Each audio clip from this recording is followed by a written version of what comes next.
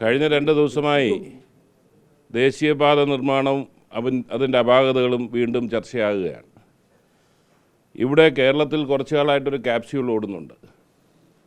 2016 മുമ്പ് പൂട്ടിപ്പോയ നാഷണൽ ഹൈവേയുടെ ഓഫീസുകൾ എൻ്റെ അമ്മായിയച്ഛൻ വന്നോടാണ് തുറന്നതെന്നും ഇത് യാഥാർത്ഥ്യമായെന്നും.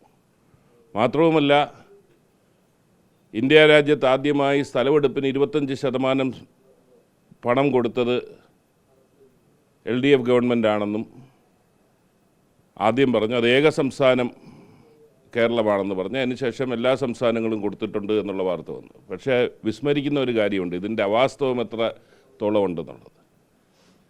ദേശീയപാത നിർമ്മാണത്തിന് ഒരു സംസ്ഥാന ഗവൺമെൻറ് പങ്കാളിത്തം വഹിച്ചത് എപ്പോഴെന്ന് ചോദിച്ചാൽ അത് ഉമ്മൻചാണ്ടി ഗവൺമെൻറ്റിൻ്റെ കാലഘട്ടത്തിലായിരുന്നു.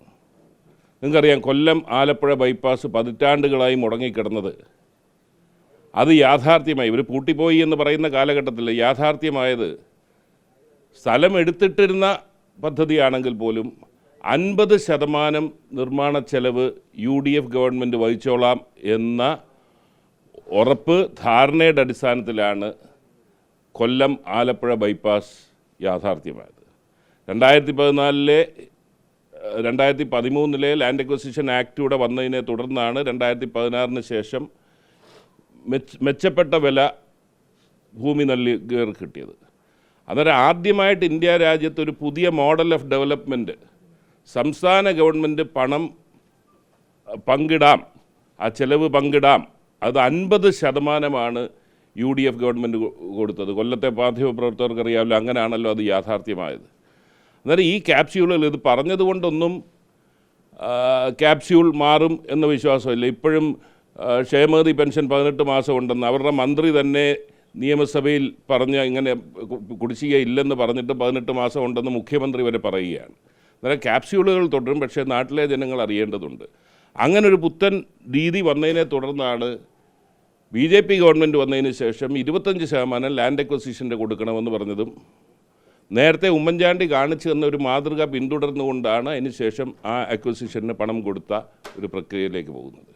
ഇവിടെ ദേശീയപാതയുടെ വികസനം അനിവാര്യമാണ് എന്ന് കണ്ടുകൊണ്ടാണ് പല കാര്യങ്ങളിലും എതിർക്കേണ്ട കാര്യങ്ങളുണ്ടായിട്ടും എതിർക്കാത്തത്. ഇന്നത്തെ ദേശീയപാതയിൽ ഇത്ര അശാസ്ത്രീയമായ ഒരു നിർമ്മാണം ലോകത്തെവിടെയെങ്കിലും നടക്കുമോ എന്നുള്ളത് ചർച്ച ചെയ്യേണ്ടതല്ലയോ? മരണക്കിണറിൽ കയറുന്നത് പോലെയാണ് ഇന്ന് നിർമ്മാണ പ്രവർത്തനം നടക്കുന്ന ദേശീയപാതയിലേക്ക് കയറേണ്ടി വരുന്നത്. എതിലേക്കൂടെ ഓടിക്കണമെന്നറിയില്ല, എതിലേക്കൂടെ വണ്ടി വരണമെന്നറിയില്ല. അപകടങ്ങൾ നിത്യസംഭവമായി മാറുന്നു. ഇതെല്ലാം ഉണ്ടായിട്ടും നമ്മളൊക്കെ ഒരു പദ്ധതിയെ എതിർക്കാത്തത്, അല്ലെങ്കിൽ ഈ അപാകതകൾ ചൂണ്ടിക്കാണിക്കുന്നത് കൊണ്ട് ഈ എതിർപ്പുകൾ വന്നാൽ പദ്ധതി തടസ്സപ്പെടും എന്നുള്ളത് കൊണ്ടാണ്. ഇവിടെ ഉത്തരവാദിത്തപ്പെട്ട കേരളത്തിൻ്റെ ഗവൺമെൻറ് മലയാളിയുടെ ജീവന് വില കൽപ്പിക്കുന്നുണ്ടെങ്കിൽ ശാസ്ത്രീയമായി തന്നെ ഈ നിർമ്മാണ പ്രവർത്തനം മുന്നോട്ട് കൊണ്ടുപോകാൻ അവർ നേതൃത്വം കൊടുക്കണം, അവരിടപെടണം. കാരണം നാഷണൽ ഹൈവേ മാനുവലിൽ തന്നെ പറയുന്നത് ഓൾട്ടർനേറ്റ് മോട്ടറബിൾ റോഡ് ഇട്ടതിന് ശേഷം മാത്രമേ നിർമ്മാണ പ്രവർത്തനങ്ങൾ നടത്താവൂ എന്നുള്ളതാണ്. അതൊന്നും ചെയ്യുന്നില്ല. എങ്ങനെയും ഈ കാലാവധിക്കുള്ളിൽ പണി തീർക്കണം, അതുകൊണ്ട് എന്ത് ദോഷം വന്നാലും കുഴപ്പമില്ല എന്ന് പറയുന്ന സമീപനവും, ഇത് ശരിയായി പ്രവർത്തിക്കണമെന്ന് പറയുന്ന ഇവരെ എല്ലാവരെയും അധിക്ഷേപിക്കുന്ന നിലയിലേക്ക് ശ്രീ റിയാസിൻ്റെ പ്രസ്താവനകൾ കാണുകയുണ്ടായി. പബ്ലിക് അഫയേഴ്സ് കമ്മിറ്റി ചെയർമാൻ ഭരണഘടനാ സ്ഥാപനമാണെന്ന് പോലും അറിയാൻ വയ്യാത്ത ഒരു മനോഭാവം. അത് സ്വാഭാവികമാണ്, മൂക്കാതെ പഴുത്തത് കൊണ്ട് സംഭവിക്കുന്ന കാര്യങ്ങളായിട്ടേ ഞാനതിനെ കാണുന്നുള്ളൂ. അതുകൊണ്ട് ഈ കാര്യങ്ങളിൽ ഗവൺമെൻറ്റിനൊരു ഉത്തരവാദിത്തമുണ്ട്.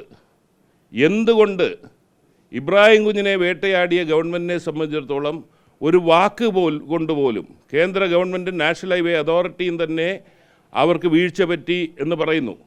എന്നിട്ട് പോലും എന്തുകൊണ്ട് ഒരു വാക്ക് കൊണ്ടുപോലും അവരെതിരെ പ്രതിപാദിക്കാതിരിക്കുന്നത്?